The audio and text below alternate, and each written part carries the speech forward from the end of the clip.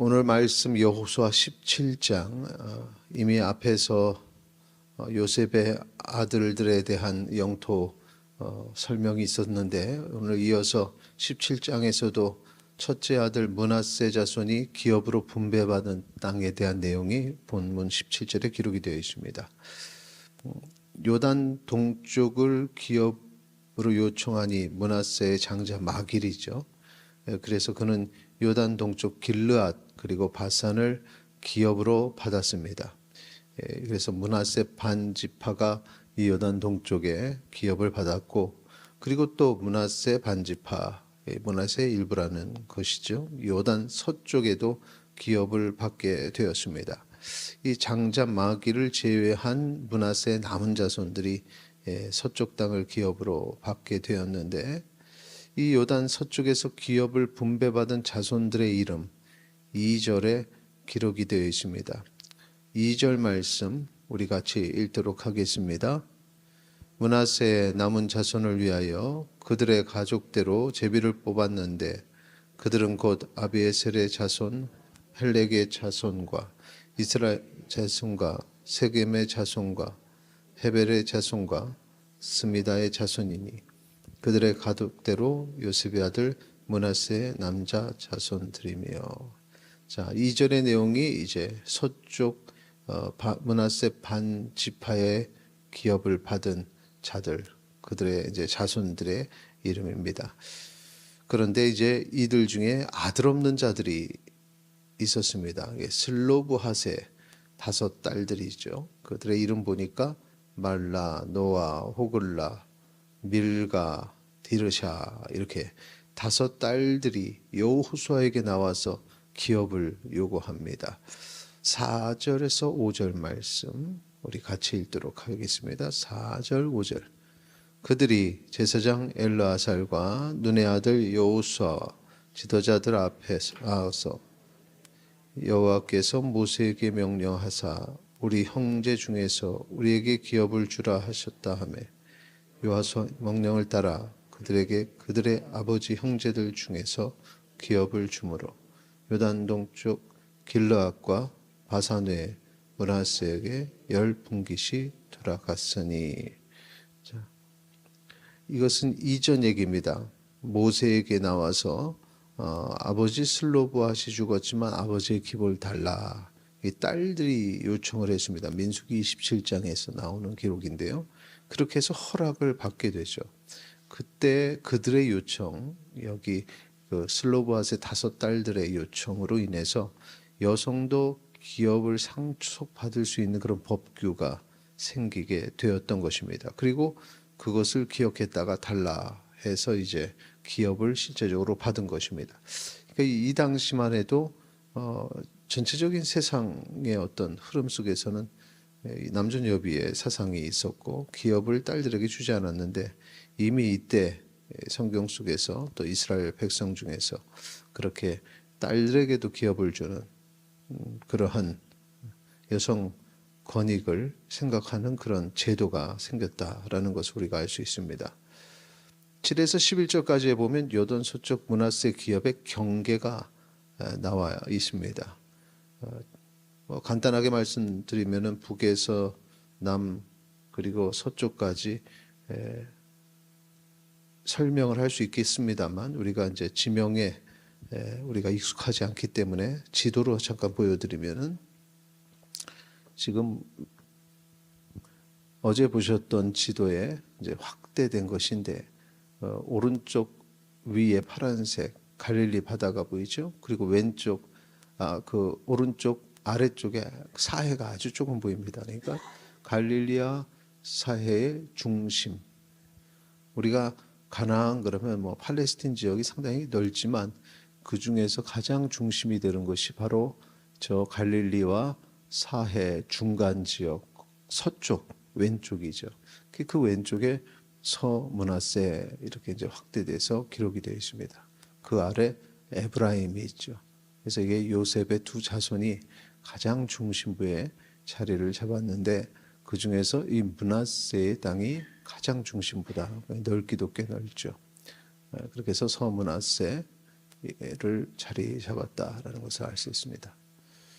자, 이것이 이제 오늘 본문의 7에서 11절까지의 그 경계의 내용입니다.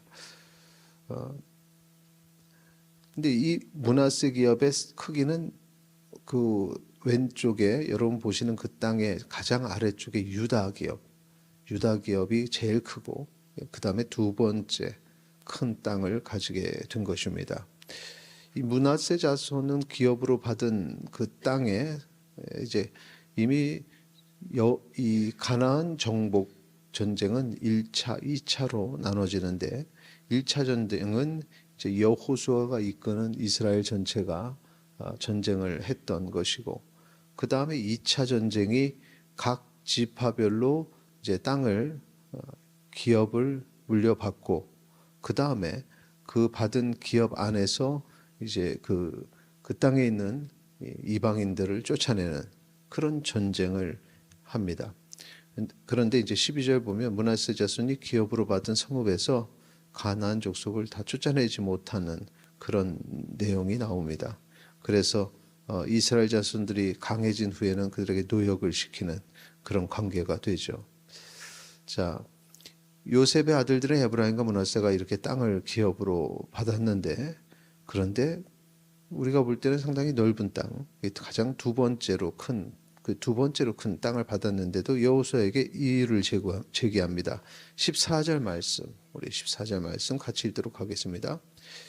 요셉 자손이 여호수아에게 말하여 이르되 여호와께서 지금까지 내게 복을 주심으로 내가 큰 민족이 되었거늘 당신이 나를 기업을 위하여 한 제비 한 비그스로만 내게 주심은 어찌함이니까 하니.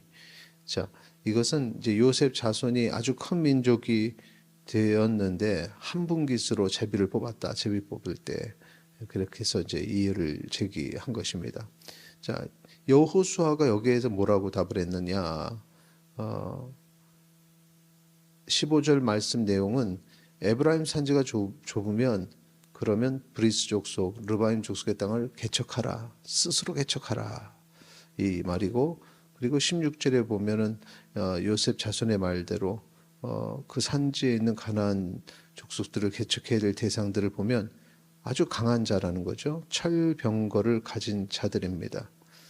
그런데 여호수아가 뭐라 그러느냐? 17절, 18절을 같이 보죠. 17절과 18절.